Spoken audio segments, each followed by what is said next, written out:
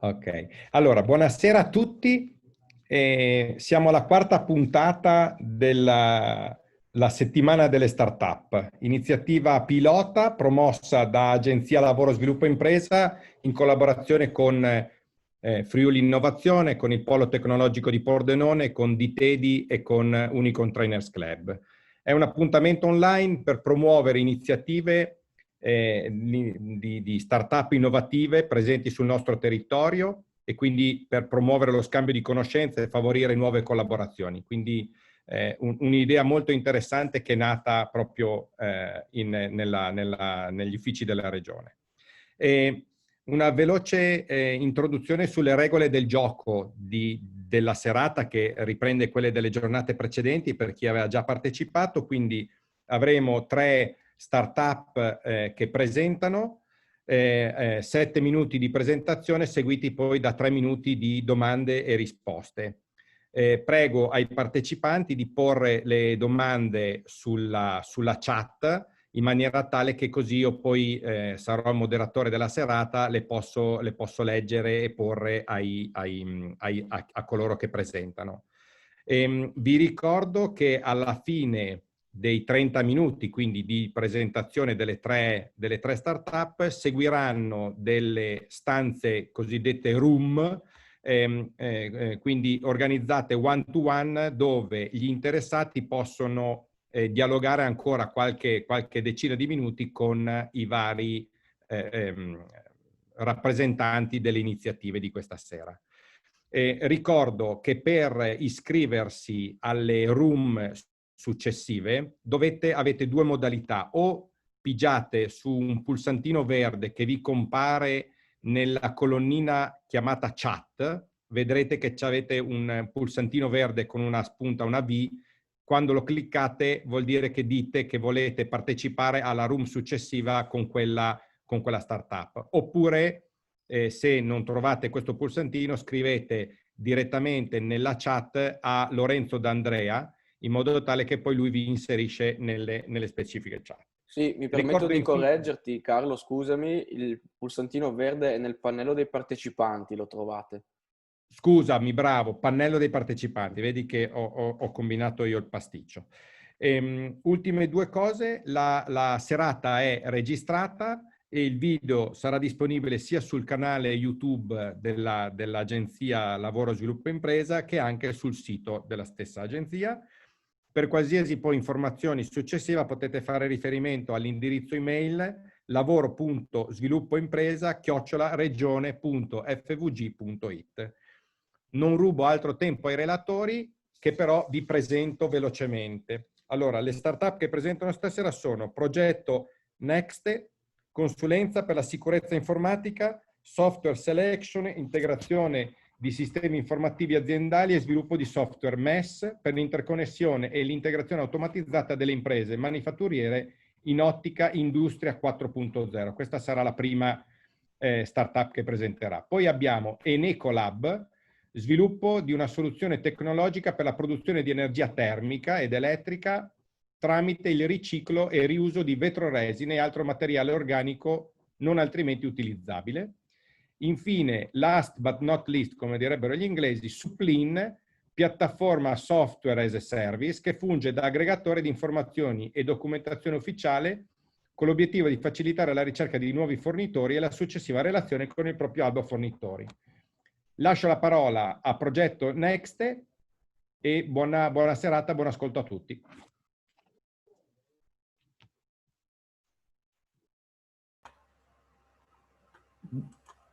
Buonasera a tutti, sono Alessio Scotto di Progetto Next, spero si veda tutto. Sì, sì. Benissimo. Allora, io sono Alessio Scotto, sono titolare socio di Progetto Next. Siamo una startup innovativa e siamo insediati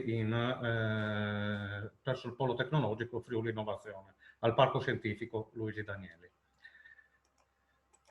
Velocemente, Progetto Next nasce come startup innovativa nel 2018 con la volontà di realizzare una piattaforma per la gestione della sicurezza delle informazioni digitali e non digitali. Quindi, se volessimo dare un titolo all'argomento di questa presentazione parleremo di cyber security. Progetto Next nasce dall'idea condivisa, la mia e del mio socio Dario, che vediamo nella cyber security un aspetto che sarà sempre più pervasivo all'interno della nostra vita futura. Lo è già adesso e secondo noi lo sarà sempre di più nel prossimo futuro. Prossimo futuro, Next è una parola tedesca, per la curiosità, che deriva appunto il futuro prossimo. Dal 2018 siamo cresciuti, in questo momento il nostro team è di 5 persone, più abbiamo anche la parte giuridica a supporto, diciamo, del nostro lavoro. E Progetto Next, parlando di mission e di vision, Progetto Next si pone come punto di incontro tra l'imprenditore e la tecnologia per prevenire i rischi di imprese legati alla sicurezza delle informazioni. Come vogliamo raggiungere questo obiettivo? Noi abbiamo scelto, nel momento in cui abbiamo deciso di realizzare questo progetto, di adottare le linee guida della normativa internazionale ISO 27001, che guida e norma tutto quello che è la gestione del controllo dei rischi legata alla sicurezza delle informazioni. Come ci ha presentato, come siamo stati presentati, Progetto Next in questo momento lavora su due diciamo, progetti innovativi. Indy 4, che è un data field collector o field data collector, che è nato per aiutare gli imprenditori ad usufruire degli incentivi fiscali legati all'industria 4.0. Ma stasera non portiamo questo progetto, parleremo del nostro secondo progetto, motivo per cui è nata proprio Progetto Next. Il nostro progetto, il main project, il nostro core business è Smart 27K. È una piattaforma web innovativa per la gestione della sicurezza delle informazioni per le aziende. Ok, velocemente, proprio perché siamo ridotti coi tempi, oggi sempre di più con l'industria 4.0 che collega diverse tecnologie e diversi dispositivi tra fisici e virtuali, la mole di dati che viene generata aumenta in maniera esponenziale. Questi dati porteranno beneficio a quelle imprese capaci di trasformare i singoli dati in informazione e successivamente in conoscenza. L'informazione sarà sempre più nel tempo in grado di poter aiutare le aziende a elaborare decisioni più tempestive ed efficaci. Quindi, anzi già oggi, uno degli asset fondamentali dell'azienda, oltre ai dipendenti, alle macchine di produzione, diventeranno i dati, quindi sarà un asset primario per tutte le aziende. E questo asset deve essere tutelato. Come dicevo prima, noi abbiamo scelto la norma ISO IEC 27001, che è uno standard internazionale, per aiutare le imprese a gestire la sicurezza dell'informazione. Ovviamente oggi la sicurezza delle informazioni è strettamente collegata a quello che è l'informatica e al sistema informativo, e vengono tutelate sostanzialmente 3 più 1 aspetti delle informazioni. Quindi sicurezza informatica significa tutelare la riservatezza dei dati, l'integrità, cioè che il dato parta e arrivi dal mittente al destinatario integro, disponibilità, l'accesso ai dati nel momento in cui ne abbiamo bisogno. E in più adesso col GDPR parleremo anche di conformità alla legge. Per questo motivo la nostra azienda ha realizzato questo prodotto che si chiama Smart 27K, che è una piattaforma web che aiuta per quanto riguarda procedure e processi, quindi ci tengo a puntualizzare questa parte, non parliamo di tecnologie, di prodotti, ma parliamo di procedure e processi, che è una scelta fondamentale per la nostra azienda, e ci consente all'azienda che userà il nostro applicativo di gestire un processo di certificazione conforme alle linee guida 27001, semplice da usare. Non solo. La parte innovativa di questo processo sta, diciamo, nella parte di analisi dei dati dal campo. Quindi noi abbiamo Smart 27K che segue il paradigma Plan Do Check Act della norma ISO 27000 e concettualmente è diviso in due parti. La prima parte è Plan Do Actualize, che è un gestionale, quindi qua stiamo parlando di un documentale e una gestione del waterfall. Ma la vera parte innovativa sarà la parte di check, quindi di analisi di quello che succede intorno a noi, attraverso l'inventoring, il monitoring in tempo reale, attraverso processi di machine learning e di intelligenza artificiale. Le parole chiave... Manca mezzo minuto, che così ti organizzi. Perfetto, grazie. Quindi le parole chiave è un sistema che dal campo, quindi dal nostro sistema informativo, ricava delle informazioni e le trasforma in conoscenza della salute del nostro sistema informativo. Per quanto riguarda lo sviluppo del prodotto, quindi proprio 30 secondi, in questo momento noi siamo in fase T1 di realizzazione del prodotto, quindi della norma andiamo a seguire la pianificazione, l'asset, la formazione, la non conformità, la gestione degli audit, ed è indirizzata ai consulenti di gestione e alle aziende già certificate. Nell'arco del prossimo anno sarà inserito all'interno del prodotto tutto quello che è l'analisi e trattamento del rischio, e la nostra platea vuole ampliarsi verso le piccole e medie imprese, le nuove imprese che vogliono fare le certificazioni ISO 27001 e fornire uno strumento pratico per gli organismi di certificazione.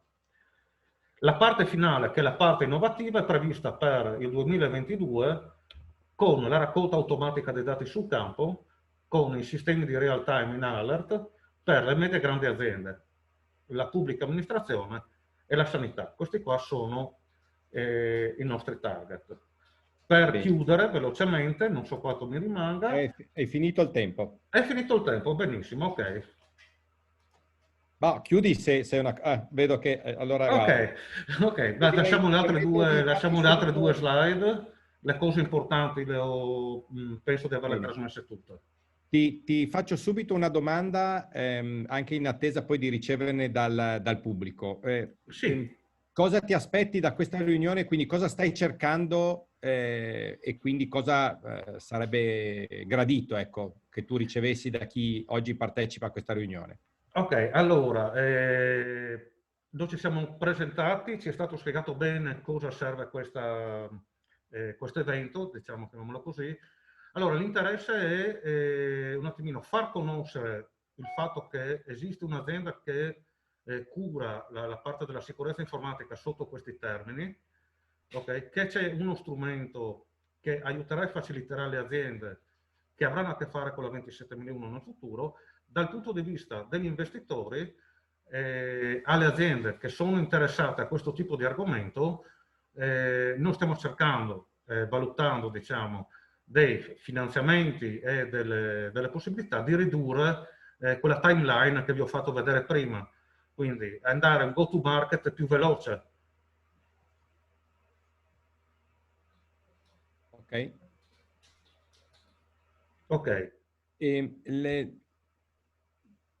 Non so se Giorgio Costacurta ha domande, fammi un gesto se ce l'hai, se no, ok. E ti faccio io un'altra domanda. Che cos'è che ti distingue da eventuali tuoi competitor? Cioè, quali sono i tuoi atu, qualcosa che ti rende speciale?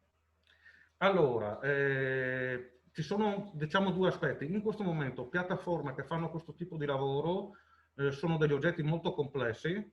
Una certificazione ha un costo molto elevato, una certificazione ISO 27001. E la parte che ci differenzierà sarà il punto della timeline che avevamo visto prima, il punto T3, dove andremo ad inserire pesantemente la parte di analisi delle informazioni con come dicevo, col machine learning e l'intelligenza artificiale, che è la parte che farà il prodotto diverso da quello che c'è sul mercato. In Italia, allo stato attuale, mi pare che c'è un solo prodotto, però che faccia solo la parte documentale di workflow. Questo qua è, oppure dei prodotti che sono generici e adattarli a una certificazione ISO 27001 hanno un buon livello di complessità. Grazie Alessio, io adesso passerei la parola alla prossima startup che quindi è Enecolab. Ovviamente tutti coloro che sono interessati ad approfondire pigiano sul pulsantino verde in modo tale che dopo verranno messi nella room con Alessio Spoto. La parola a Enecolab.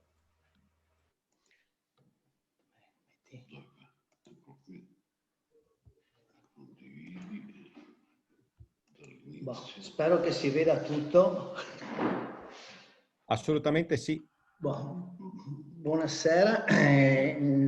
Come ben vedete, noi siamo i più giovani partecipanti a questo meeting e la nostra è la prima esperienza di una startup. Però diciamo che non è un'esperienza nuova nel campo della ricerca e sviluppo, perché abbiamo già, sempre nel campo del mare, abbiamo già partecipato a diversi progetti sempre legati all'ecologia. La nostra visione fin dall'inizio è stata quella di una gestione, di creare una società con una gestione per competenze, un capitale sociale diffuso, una visione etica e una missione, appunto, come dicevo prima, di green economy. Abbiamo visto per esperienza che il modello cosiddetto padronale è un'azienda fragile che non dura. La proprietà nostra è una proprietà diffusa, oggi siamo in 19 soci, un capitale sociale attualmente di 210.000. Siamo adesso in crowdfunding, abbiamo raggiunto altri 96.000 euro tra capitale e sovrapprezzo con ulteriori 15 soci. Il nostro obiettivo è di raggiungere i 700.000 di capitale entro il 31 del 12 del 2021. Delle esperienze passate abbiamo visto che la ricerca e sviluppo in una impresa è un elemento fondamentale per la crescita. Noi eravamo amministratori di un cantiere navale abbastanza di eccellenza. E nel 2008, nonostante la crisi, noi attraverso progetti di innovazione siamo riusciti a crescere, nonostante che tutto il mercato andasse a picco. La nostra idea è stata appunto quella di renderci conto che le barche in vetroresina costituivano un grande problema di smaltimento. Attualmente il smaltire la vetroresina significa la discarica, oppure che non può essere accettato, altrimenti inceneritori, oppure come con vari problemi che sto elencando, o altrimenti come amendanti di altiforni o di cementifici. Noi abbiamo scoperto che le soluzioni possibili attualmente sono il downcycling, che è creare nuovamente un'ulteriore materia prima seconda per i nuovi prodotti, oppure l'upcycling, che sarebbe il nostro progetto, che è utilizzare dagli scarti di vetroresina un'energia senza impatto ambientale. Abbiamo approfittato di una legge regionale del 2017 che ci ha permesso di di sviluppare con la condizione di doverci insediare nella zona industriale di Trieste e provincia. Lo abbiamo fatto e così è nato GEOV, Green Energy from Organic Waste, che praticamente è un processo termodinamico perché attraverso gli scarti di vetroresina si possa ottenere una materia prima seconda data da un gas combustibile.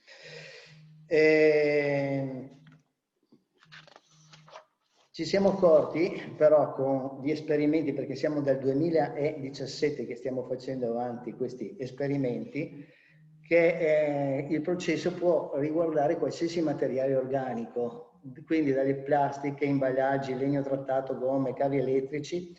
Addirittura siamo riusciti attraverso dei partner a fare degli esperimenti anche sulla materia, diciamo, biologica e verde.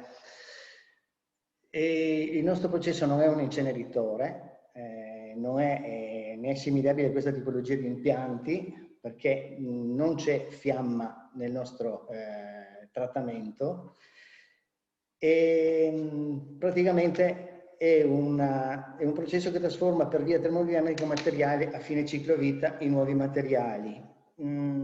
C'è un riciclaggio per mutamento dello stato chimico-fisico.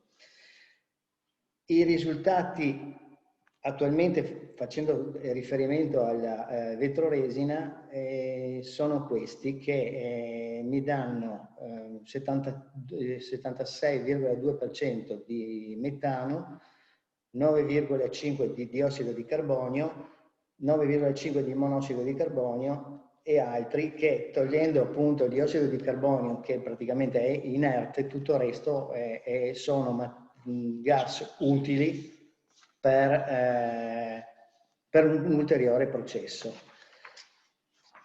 Da 10 kg di vetroresina si ottengono 150 kWh, che sarebbero... Ti segnalo che manca un minuto, scusami. Sono 220 lavaggi anno.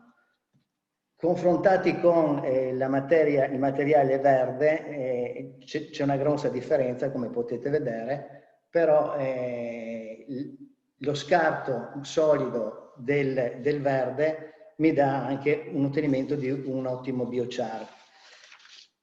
Abbiamo ottenuto fino adesso 7 brevetti e 3 altri sono in preparazione. Ogni brevetto può avere una sua applicazione autonoma.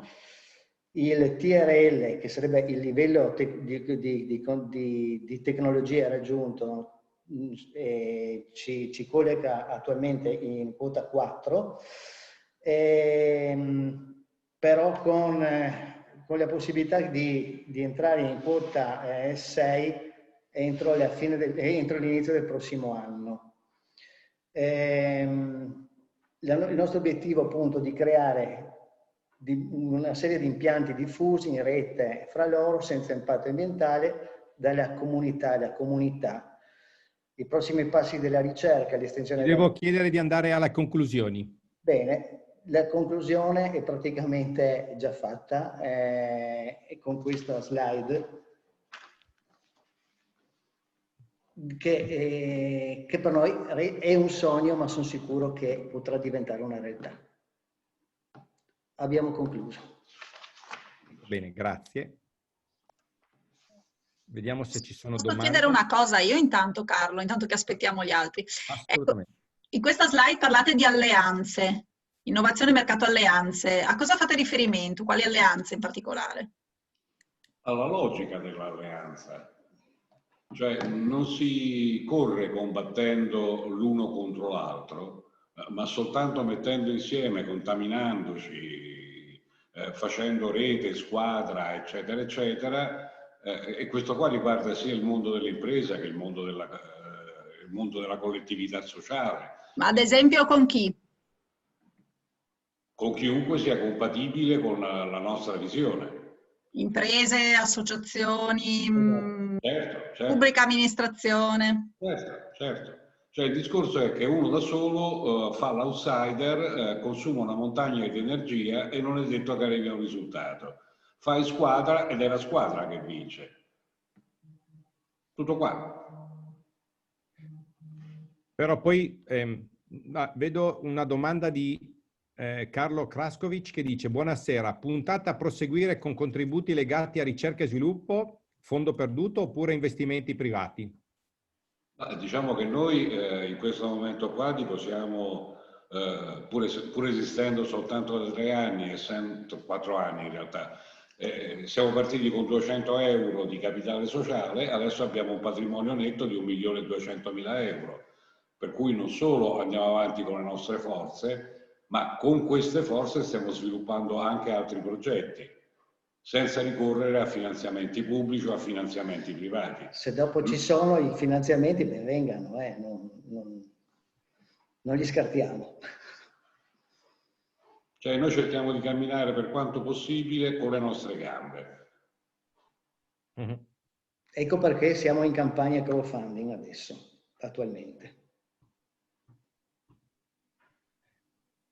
Se posso permettermi,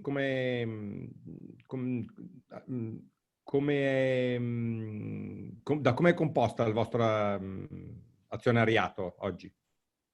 Ma noi abbiamo 19 soci più altri 15 che sono, e abbiamo posto delle condizioni che la quota massima per ogni partecipante non possa superare i 40.000 euro. Ok. Questo perché non vogliamo appunto creare dei gruppi forti diciamo padronali. Vogliamo fare un capitale mi sembra che sia simile alla public company statunitense. Bene, vedo che anche per voi adesso il tempo è finito e direi che avete certamente creato molta curiosità, e quindi immagino che poi ci saranno domande durante la sessione one-to-one. Passo la parola adesso a Suplin.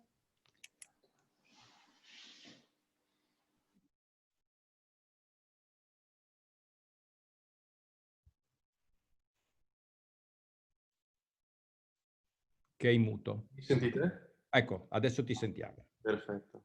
Beh, tanto buonasera. Io sono Giovanni e Suplin è una startup nata nel 2018 a Udine con l'obiettivo appunto di creare una piattaforma per automatizzare i processi di gestione dei fornitori. Quindi l'obiettivo era digitalizzare un po' quello che è il workflow di approvvigionamento degli uffici acquisti. È una piattaforma appunto che parla con i signori degli uffici acquisti, gli permette di andare a gestire tutto quello che è il flusso di approvvigionamento, dall'onboarding dei fornitori fino al procure to pay. La piattaforma si divide principalmente in 2 moduli. Quello che è il primo, ovvero il cuore della piattaforma, ovvero l'onboarding dei fornitori, la ricerca dei fornitori in albo, la gestione documentale automatica del fornitore, dalle certificazioni alle varie documentazioni che ha, il rating del fornitore, lo scadenziare dei contratti e poi anche un hub di comunicazione interno per i fornitori. Tutto questo per essere sempre più compliant a quelli che sono le società, insomma, sottoposte a 231. Come appunto il rating del fornitore è molto molto interessante, cosa che oggi nel mercato difficilmente si trova.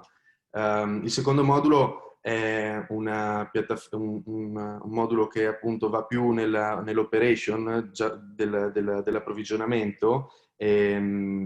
Tutto quello che è la gara, la parte di gara, la piattaforma gestisce quindi un'asta piuttosto che una mera offerta a ribasso piuttosto che qualità-prezzo. Immagino voi abbiate conosciuto e sentito il MEPA. Ecco, noi abbiamo creato un MEPA per i privati, principalmente per le PMI. Perché dico per le PMI? Perché insomma, oggi come oggi gli uffici acquisti iniziano a diventare sempre più importanti in azienda, e le piccole aziende anche sempre più appunto necessitano di avere una figura all'interno degli acquisti che governi tutto quello che è il processo per tenere le redini e arrivare a una spend analysis sempre più accurata.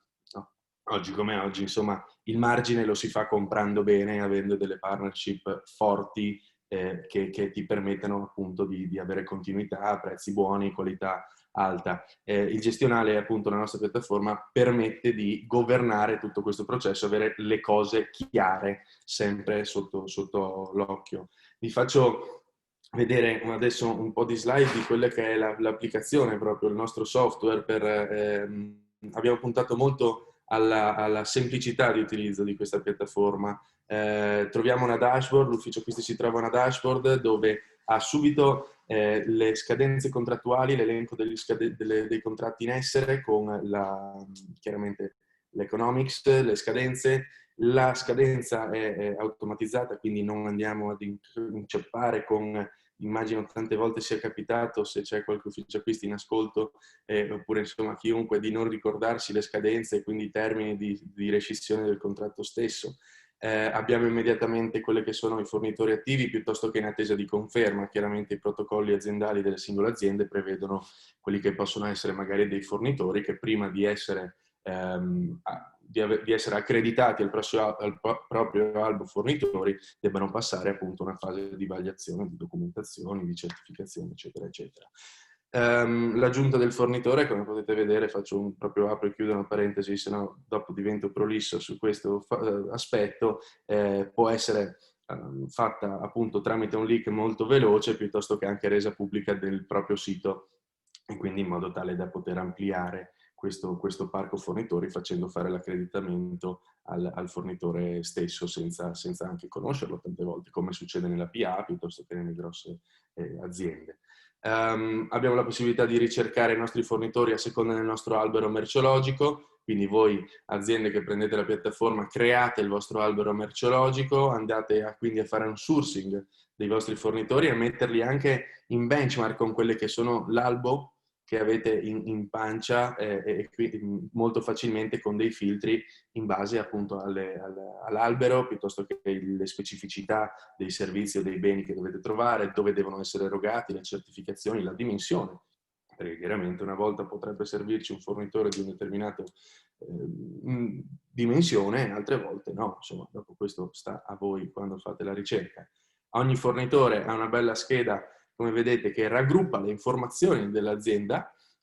Tutto si basa sulla user generated content, quindi tutto quello che state vedendo, tutte le informazioni sono date dal fornitore. Voi ufficio acquisti, voi azienda, cliente che utilizzate questa piattaforma, non dovete più perdere tempo ad aggiornare, tenere aggiornati file Excel infiniti. Dovete dare al fornitore quella che è la possibilità di caricare e tenere aggiornato, perché chiaramente la piattaforma ha un automatismo che anche per quanto riguarda la documentazione invia push delle notifiche, carica la documentazione, carica la certificazione perché sta scadendo piuttosto che è scaduta, eccetera, eccetera, eccetera, in modo che voi possiate andare a gestire il vostro albo in maniera ordinata. Potrete appunto contattare l'azienda, è una chat interna per limitare quello che potrebbe essere la dispersione in queste 1000 mail che riceviamo al giorno con il nostro fornitore, avere una chat interna dove ci si può scambiare sia messaggi che poi anche contenuti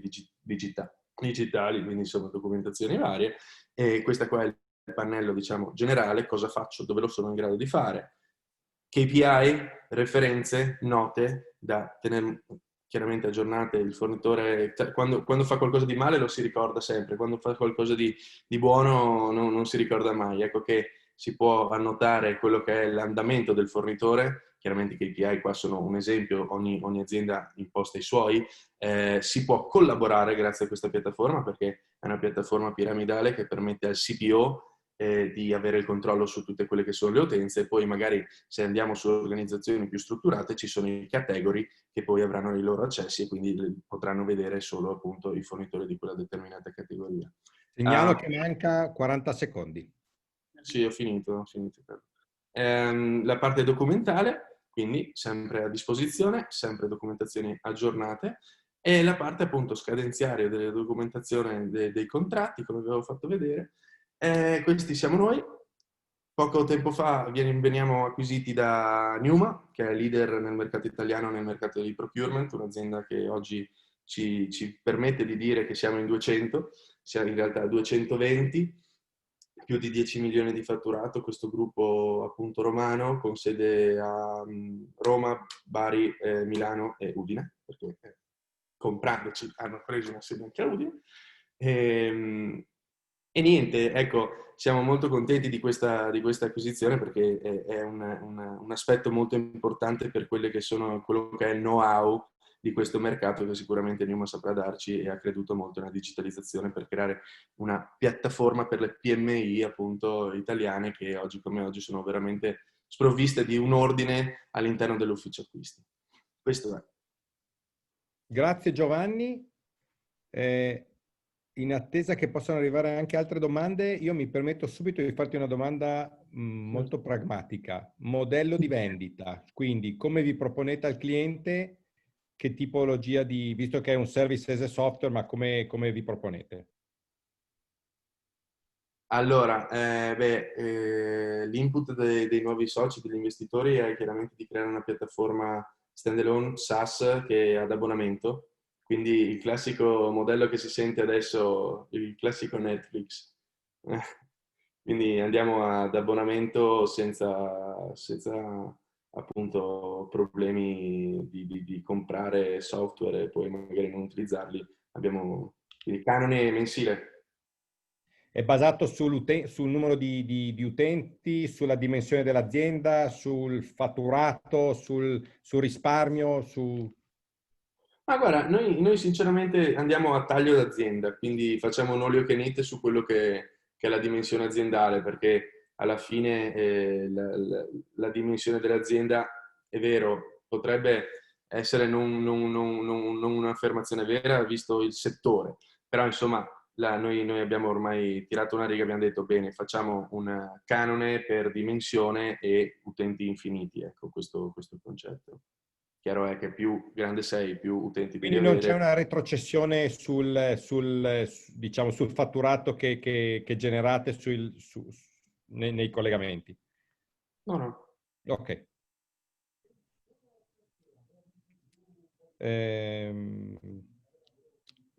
Oggi gli attuali vostri diciamo, compagni di viaggio o azionisti hanno la maggioranza o hanno il 100%? No, hanno la maggioranza, abbiamo detenuto di 4 soci fondatori, abbiamo detenuto le quote in 2 e Bene. 2 hanno fatto l'exit, insomma 2 hanno mantenuto le quote. Ottimo. Potete organizzare eventualmente anche delle sessioni poi di prova, immagino, con le aziende potenzialmente interessate? Certo. Bene, direi che puntuali come degli orologi svizzeri abbiamo completato le 3 presentazioni, diciamo, a tutti. Ora, Lorenzo, credo che sulla base delle preferenze che ti hanno segnalato, crei adesso le 3 stanze che rimarranno aperte indicativamente fino alle 18, non saremo così fiscali, però ecco, poi verso le 18 Sì. terminiamo un attimino la serata. Ti confermo, io sono pronto, se volete possiamo già iniziare con le room private. Vedo se non mi sono perso delle domande nella chat. No, direi di no, per cui A dopo. attiva pure le room. Grazie. E grazie ancora a tutti i partecipanti e ai rappresentanti delle start-up per le ottime presentazioni che avete fatto. Grazie. Grazie.